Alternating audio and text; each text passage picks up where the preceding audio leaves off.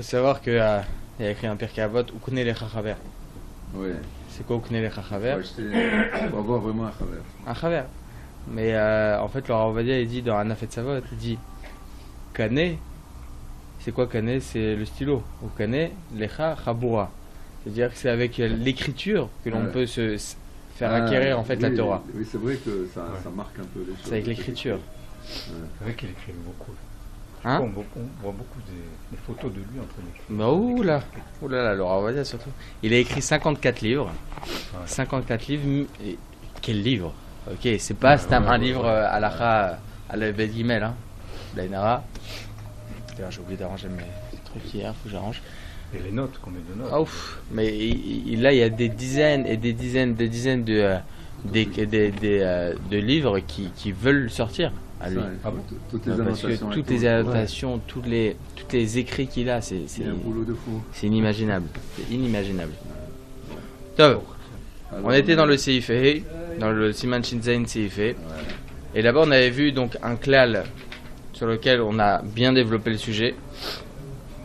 Et juste pour un petit rappel, pour que ça soit compréhensible, tous les interdits de Amiral Egoy, c'est dans le cas où la melacha que l'on va proposer, que l'on va demander au Goy, elle est interdite pour nous de faire.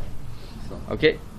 Si c'est un interdit de la Torah, on n'a pas le droit, ou bien même des Rabbanan, j'ai pas le droit de demander à un Goy de le faire. On n'a pas le droit non plus de demander avant Shabbat de faire telle et telle melacha pour nous. C'est-à-dire, j'ai pas le droit de lui demander avant Shabbat, s'il te plaît, tu viendras, tu m'ouvriras le frigidaire, etc. Tous ces trucs-là, c'est interdit, Me'erev Shabbat, de demander. Ok? Dire, voilà, viens m'allumer le lumière, Stam, parce que pour le frigidaire, bon, c'est différent. Viens m'allumer la lumière pendant Shabbat, telle heure, etc. C'est interdit. J'ai pas le droit non plus de demander B'motzei Shabbat, de lui dire, viens, j'ai pas le droit de demander, pendant Shabbat, qui vienne faire une melacha Motzei Shabbat. Ça aussi c'est interdit. Ok? Et il y a aussi un autre interdit. C'est interdit d'allusionner Belashon Tzivouy. Ça s'appelle Remiza Belashon Tzivouy. On l'avait vu dans le Seif Bet qu'il a interdit pendant Shabbat donc d'allusionner à la personne, d'allusionner au goy, de lui dire de faire une telle melacha, mais c'est-à-dire de lui obliger de faire, lui demander en fait explicitement en allusionnant aussi de faire une telle melacha. Ok, donc ça c'est interdit. Ok, ce sont les interdits que nous avons rapportés jusqu'à maintenant, et on a donné aussi d'autres autorisations. On a dit dans le Seifé, justement, ça c'était Seif Aleph Bet Gimel, et dans le Seifé, on avait vu que dans certains cas, on peut demander à un goy de faire pour nous une melacha. La melacha, par exemple, lorsqu'il s'agit d'une melacha sur laquelle il y a une marloquette dessus, est-ce que c'est permis ou interdit de faire telle ou telle chose? C'est une marloquette dans les Rishonim. On avait dit, par exemple, rajouter de l'eau dans la dafina, on a dit que selon le Shulchan Aruch, c'est totalement interdit. Ok, selon le Shulchan Aruch, c'est totalement interdit. Alors que selon le Rama, ça serait permis. Un petit peu. Et selon le Rama, ça serait permis, et selon le Shulchan Aruch, c'est interdit. Étant donné qu'il y a une marloquette badavar, on a dit que kol davar sheyesh bo marloquette, étant donné que pour les Ashkenazim par exemple c'est permis, alors bien entendu j'ai le droit de demander à un goy de faire telle et telle melacha sans aucun problème. Ok. Il y a aussi, et dans quel cas, on a dit tzorech mizvah, tzorech. Lorsqu'il y a un tzorech badavar, lorsqu'il y a un tzorech ksat choli, lorsqu'il y a un tzorech mizvah, ok, dans tous ces cas-là, on avait autorisé. Ok, donc voilà, c'était pour un petit rappel. Et Bezrat Hashem Barach, on va essayer de continuer dans le sujet. Juste, il y a quelqu'un qui m'a posé une sheila. Elle dit le Issour Amiral Egoy. L'interdit d'Amiral Egoy, où il est rapporté. Alors ça, je vous l'avais rapporté. C'était dans la Gemara, dans le Tosefta, etc. Mais il faut savoir, mis à part tout cela, le din de Amiral Egoy, certaines fois, on va voir dans les Gemarot, Zvara. C'est quoi Zvara? C'est-à-dire que c'est une comment on dit ça? C'est un, comment on dit ça? Je l'ai écrit ça en plus. C'est un raisonnement logique. Ok? La Gemara va apporter certaines fois des raisonnements logiques sur lesquels on va se reposer, ou bien on va interdire, ou bien on va autoriser. Certaines fois, il peut y avoir certains raisonnements logiques sur lesquels Chachamim, ils viennent, ils disent ça c'est interdit. Et il s'agit d'un issur de Horaïta. Je vous donne un exemple. C'est rapporté comme ça dans la Masachet Baba Metzia que pour une personne qui veut soutirer à son ami de l'argent, il doit rapporter des preuves à cela. C'est ce qu'on appelle Amotzi Mechavero à l'Avaraya.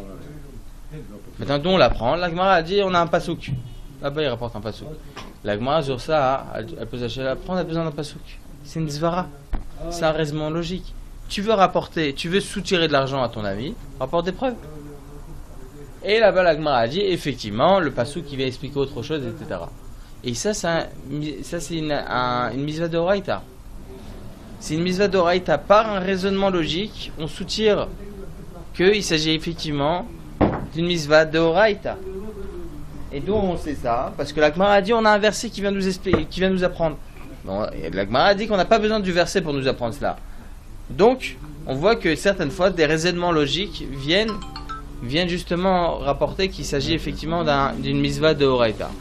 Un autre cas, il y a écrit comme ça dans la Maseret Ketubot. Dans la Maseret Ketubot, c'est écrit là-bas Pesha Asar ou Pesha Itir. C'est quoi Pesha Asar ou Pesha Itir? En fait, je vous explique, c'est tout simple. En fait, il y a des klalim, la Maseret Yivamot, il y a la Maseret, je me souviens plus c'était quoi la deuxième Maseret, Bava Metzia, sur des zvarot. C'est quoi zvarot? C'est, comme je l'ai écrit, ce sont des raisonnements logiques sur lesquels on n'a pas besoin de psukim pour nous apprendre tels enseignements. Ce sont des raisonnements logiques. On apprend de là-bas que les raisonnements, donc les zvarot, c'est des Horaïta. Parce que la Gemara elle dit on n'a pas besoin de versets. Ça veut dire que il y a des versets, mais on n'a pas besoin de. C'est-à-dire s'il y a des versets, ils viennent expliquer autre chose. Mais en tout cas, c'est des Horaïta. Le principe qui est rapporté là-bas, hein, c'est péché à ça ou à péché itir. C'est quoi? C'est-à-dire que si une personne elle apporte un jugement négatif sur soi-même, mais elle continue en disant un jugement positif. Je vous donne un exemple. C'est rapporté dans la Gemara là-bas. Par exemple, en disant je me suis marié, mais ensuite j'ai divorcé. Une femme. Si elle dit je me suis marié, donc elle apporte un jugement positif, un jugement négatif sur le fait que elle s'interdit en fait aux autres hommes, mais après elle continue en disant mais j'ai divorcé.